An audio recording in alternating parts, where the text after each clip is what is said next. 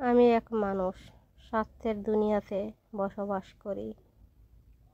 কারণ আমি যখন থেকে চলাফেরা করি, বন্ধু বান্ধব আত্মীয় স্বজন সম্পর্ক বলতে বুঝি, তখন থেকে মানুষের সাথে আমার ওঠা বসা, বিভিন্নভাবে চলাফেরা। তবে এই পৃথিবীতে চলতে গিয়ে বেশিরভাগ স্বার্থপর মানুষের সাথে দেখাটা আমার বেশি হয়েছে।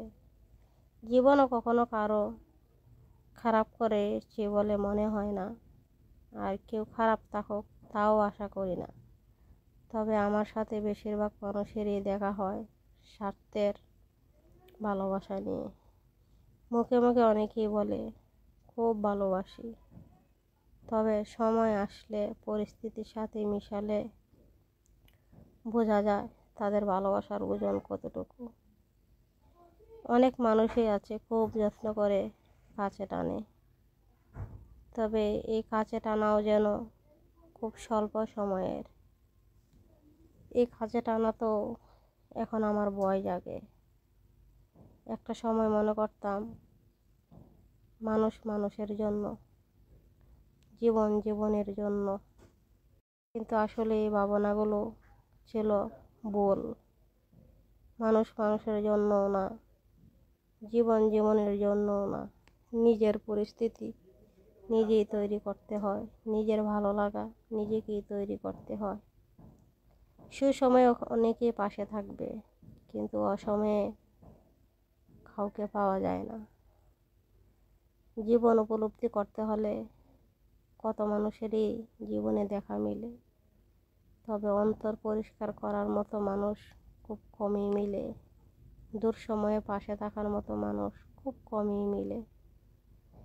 স্বার্থের এই পৃথিবীতে প্রত্যেকটা মানুষই স্বার্থের সাথেই নিজেকে পরিচিত হিসাবে তুলে ধরে।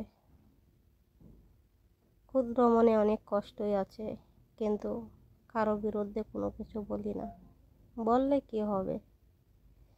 কেউ যদি নিজের বিবেক থেকে যদি নিজের বিবেচনা না করে, তাহলে কি কেউ বলে দিলে তার বুদ্ধি খুলবে? বলে দেওয়াটা একটা বোকামি। যাই হোক, জীবনে কত মানুষ আসে যাবে, এটাই স্বাভাবিক। তবে মন থেকে কারো সাথে আর মিশা যাবে না। কি করে মিশবো? দীর্ঘ বছরের চলাফেরা, অনেক কিছু থেকে আমি অভিজ্ঞতা লাভ করেছি। মানুষ শুধু ভালোবাসে স্বার্থে, নিঃস্বার্থে ভালোবাসতে চায় না। তাই নিঃস্বার্থ মানুষ জীবনে আশা করাও একটা বোকামি।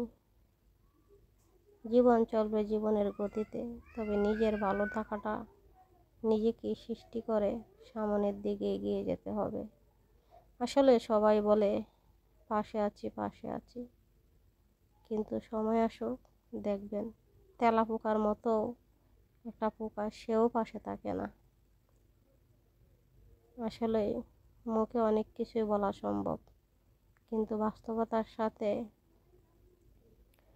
প্রমাণের সাথে চোখে ভারসাম্যহীনভাবে তুলিয়ে ধরার মতো কারো পক্ষে সম্ভব না। কত মানুষ আছে, আত্মীয় স্বজন আছে, কিন্তু প্রকৃতপক্ষে দেখেন আপনার পাশে কেউ নেই, কেউ নাই। দুনিয়ার রীতিটাই হচ্ছে এরকম। স্বার্থের পৃথিবী, স্বার্থেতেই মানুষ থাকে, এটাই স্বাভাবিক।